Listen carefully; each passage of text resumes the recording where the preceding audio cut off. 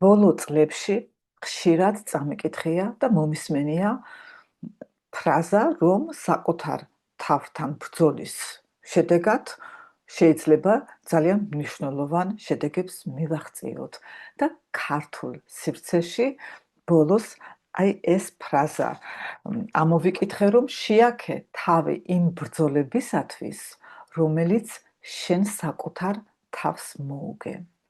საკუთარ თავს კი საბოლოოდ ჩვენ ვერცერთ ბრძოლას ვერ მოვუგებთ.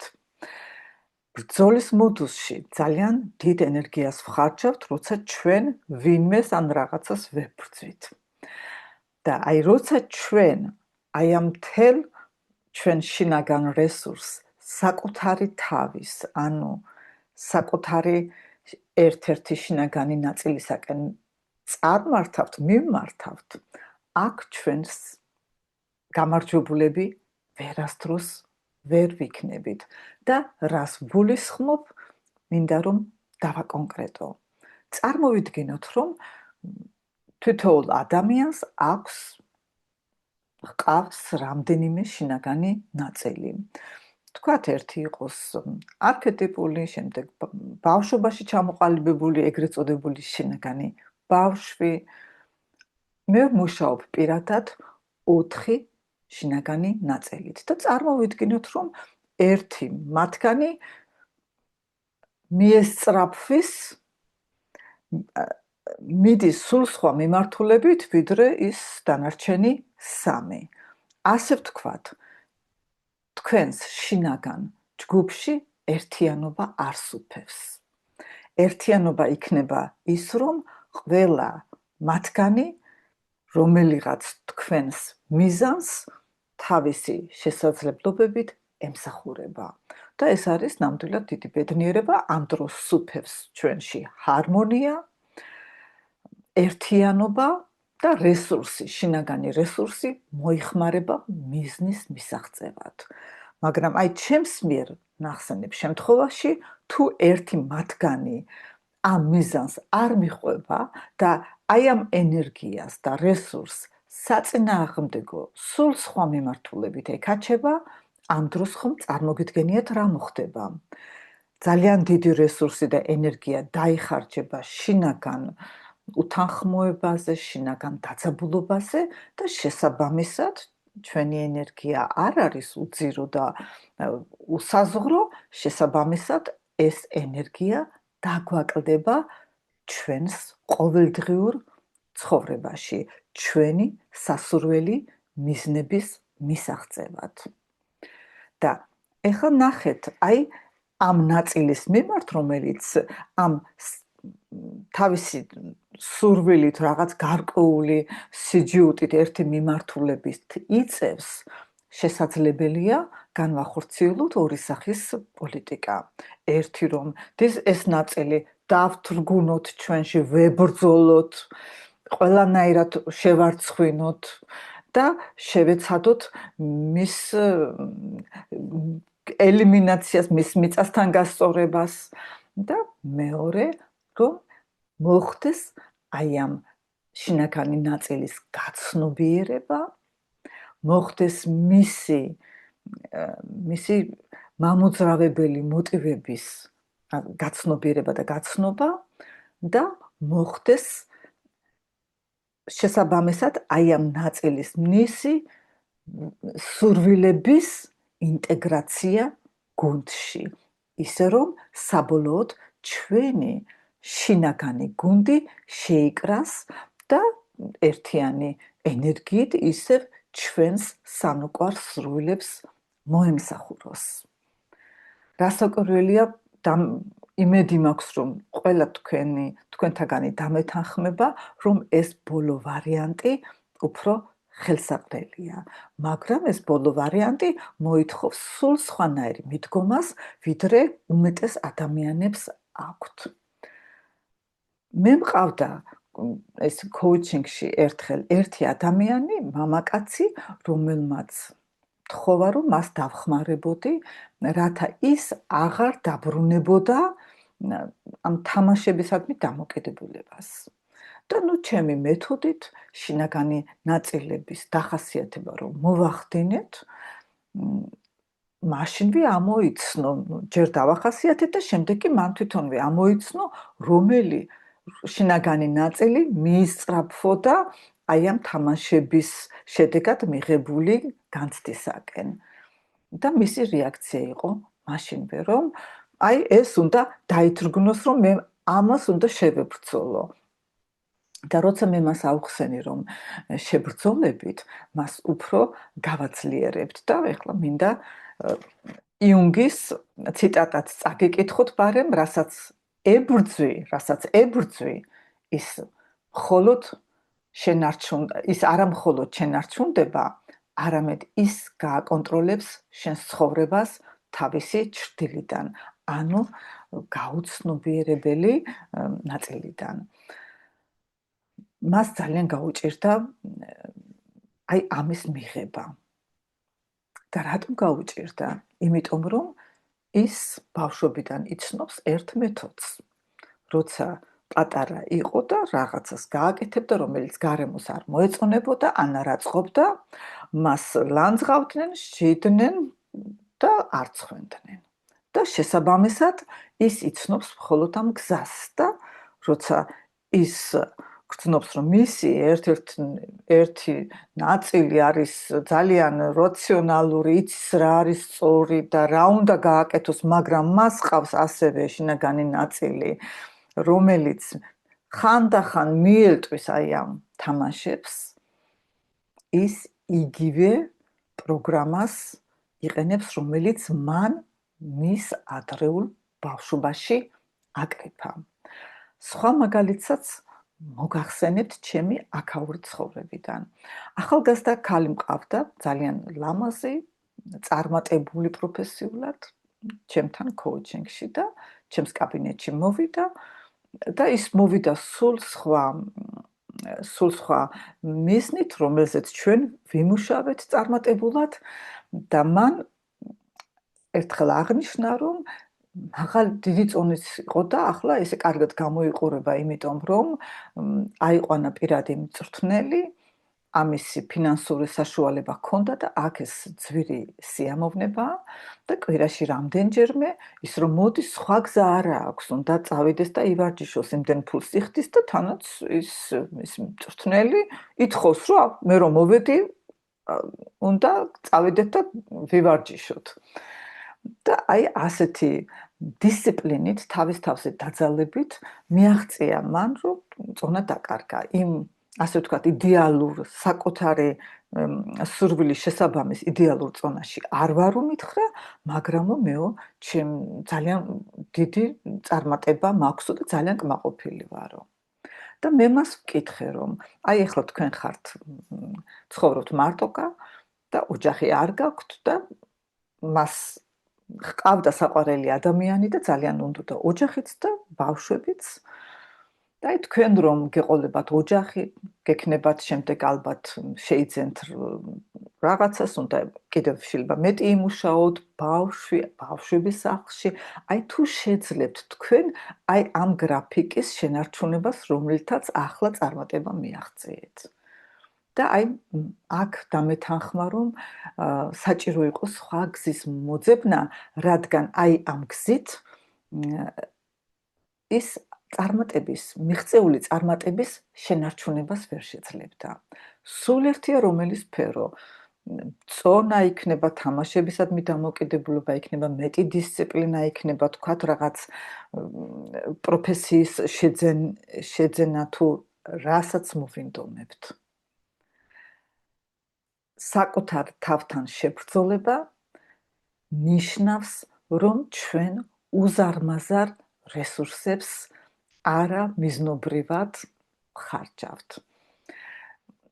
აქ ვიყავი გაერთიანებული, ესე დაახლოებით 5-6 წლის წინ, ვიყავი გაერთიანებული ქალბატონების კლუბში, სადაც ჩემი პროფესიის ადამიანები იყვნენ და ჩვენ ერთმანეთს ვეხმარებოდით. და იქ იყო ერთი ქალბატონი, რომელიც აქვე ახლოს ერთი დიდ სოფელში ცხოვრობს.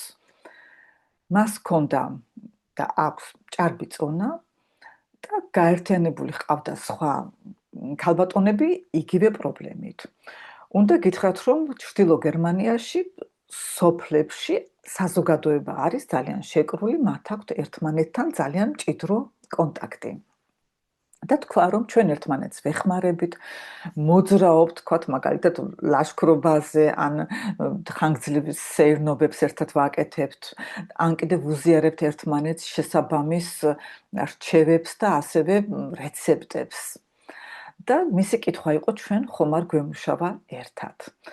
და მისი გეგმა იყო ასეთი, რომ ჩვენ ჯერ გავაგრძელებთ, მოვიწადინებთ, რომ ცოტა კიდე ჩამოვთხელდეთ და შემდეგ გვინდა, რომ თქვენ დაგვეხმაროთ, რომ საკუთარი თავის სიყვარული, ასე ვთქვათ, ზოგმა ვისწავლოთ, ზოგმა კი გავაძლიეროთ, რომ ეს ძალიან გვჭირდება.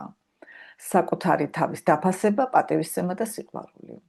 ესე იგი, შინაგანი მეს გაძლიერებაზე იყო საუბარი. და მე ვუთხარი, რომ სიამოვნებით, მაგრამ ჯობია, რომ ჩვენ დავიწყოთ აი ჩემი ნაწილით. ჩვენ ვიმუშაოთ აი ამ საკუთარი თავის მიმღებლობაზე, საკუთარი თავის პატივისცემაზე, დაფასებაზე და აი აქედან გამომდინარე, შემდეგ ეს საკვების მიღება თუ სხვა რაც არის, იქ мотивация იოლად გაიზრდება და შესაბამისად ისეთ ტანჯვად და ისეთ დატვირთვად ქალბატონები არ აღიქვამენ და აქედან გამომდინარე იოლად მიაღწევენ მიზანს. და მასაც ძალიან გაუჭირდა ამის მიღება, რადგან მისი აზრით ჯერ უნდა აი ესეთი წნეხით გამხდარიყო ეს ჯგუფი, წონა დაეკარგა და მხოლოდ იმის შემდეგ ფიქრობდა, რომ იქნებოდნენ მდგომარეობაში, რომ საკუთარ თავის სიყვარულზე ელაპარაკათ. აი ჭარბი წონის შემთხვევაში ესო ძალიან გაუჭირდებათო მითხრა. ესე იგი, მისი წარმოდგენიდან გამომდინარე, ჯერ უნდა ყოფილიყო აი ეს წნეხის გზა და შემდეგ თუ წარმატებას მიაღწევდნენ, შემდეგ უკვე ეს შინაგანი მუშაობა. და ესეც არის ცდარი გზა. ჩვენ უნდა დავიწყოთ ჩვენი თავის მიღებით, ჩვენი თავის გაცნობით და მიღებით. გაცნობა ნიშნავს, რომ ჩვენ გავეცნოთ ჩვენს ადრეულ ბავშვობაში ჩამოყალიბებულ რწმენებს. ეს არის პირველი ნაბიჯი, ანუ გავეცნოთ ჩვენ შინაგან ბავშვს. მე ამიტომაც გადავწყვიტე, რომ ჩემი პირველი ქართული პროდუქტი ყოფილიყო კურსი შინაგან ბავშვზე სამუშაოდ, ანუ ამ რწმენების გასაცნობად, რომლებიც ჩვენ ადრეულ ბავშვობაში ჩამოგვიყალიბდა, იმ შინაგანი პროგრამის გასაცნობად, რომელიც ჩვენ ახლა გვმართავს. შემდეგ ამას მიეკუთვნება სხვა ნაბიჯებიც. მაგრამ აი ამ ნაბიჯის გარეშე ძალიან გაგვიჭირდება გაუგოთ ჩვენს თავს, დავარეგულიროთ ჩვენი ემოციურობა. საკუთარი თავის წინააღმდეგ წასვლა ჩვენ ვერ მიგვიყვანს იმ შედეგამდე, რომელიც გვსურს. აი დააკვირდით, ადამიანები ძალიან დიდ დისციპლინას გამოიჩენენ, წონას დაუბრუნდეთ ისე როგორც მაგალითს, იმიტომ ძალიან იოლად დასაკვირვებელია ეს მაგალითი. აი გახდნენ შეიცვლება ცოტა რაღაცა ცხოვრებაში, რაღაცა გამოწვევა, არის ახალი ფაზა და ისევ შეიძლება კიდევ უფრო მეტიც კი აკრიფონ. მე ვიცნობ, ასე შორიდან მომხვდა თვალში ერთი ქართველი ქალბატონი, რომელიც კარგახანია წასულია საქართველოდან, ის ცხოვრობს სხვა ქვეყანაში და აქვს ძალიან წარმატებული კარიერა.